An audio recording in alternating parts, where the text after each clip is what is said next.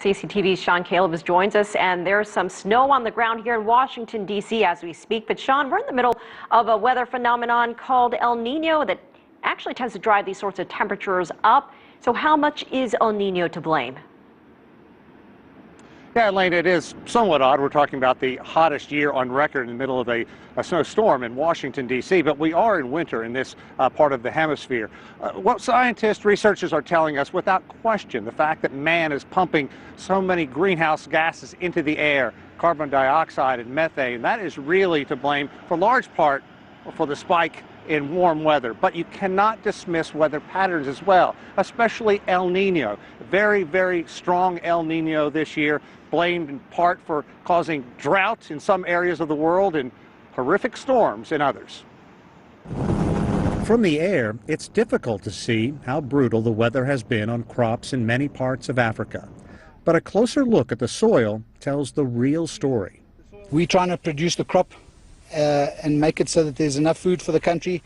And in this case, we can't do it because it's a massive drought. A mess of a drought caused by El Nino, a weather system simply going haywire. And really what we're talking about here is sea surface temperatures in the equatorial Pacific. When those are above normal, especially just off the coast of South America, it can tend to have a ripple effect on the overall pattern across the entire globe. This is what it looks like on the satellite. The glowing red band on the equator represents water warmed about 2 degrees Celsius above normal. El Nino is causing both drought and downpours in different parts of the world. Warmer water means extra energy in the atmosphere in Asia and Central and South America. From powerful waves off the coast of Peru to devastating storms in Malaysia. When we look at predicting El Nino in advance, we can predict with reasonably good accuracy 6 months to even a year in advance whether El Nino will hit or not. It's really predicting the intensity of El Nino that's difficult. This year's El Nino is the most powerful in decades. China suffered through its hottest year ever.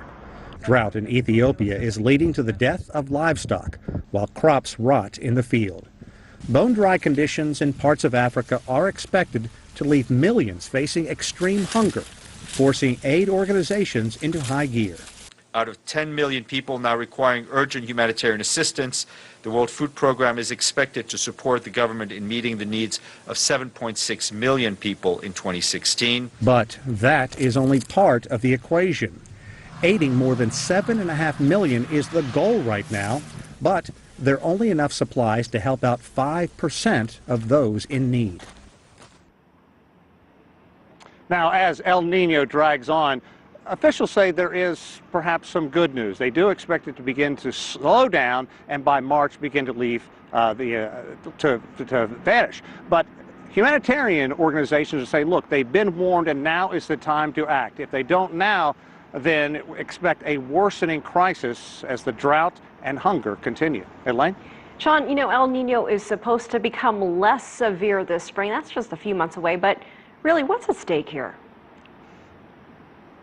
Well, really, so much. As you heard from the one forecasters, weather officials know that El Nino is coming, but they simply don't know how bad it's going to be. And in some areas, they've just been completely overwhelmed by so much rain and the drought, especially in southern Africa. You're facing millions of people that could be facing starvation. A big concern, especially international officials concerned right now, is that so many of these people could have to leave the area, go migrate. So that is one reason that people are saying, look, get ready now, have to have foodstuffs on hand, and have to be able to help these people to avoid a worsening crisis. Elaine? All right, Sean Caleb's live for us in Washington.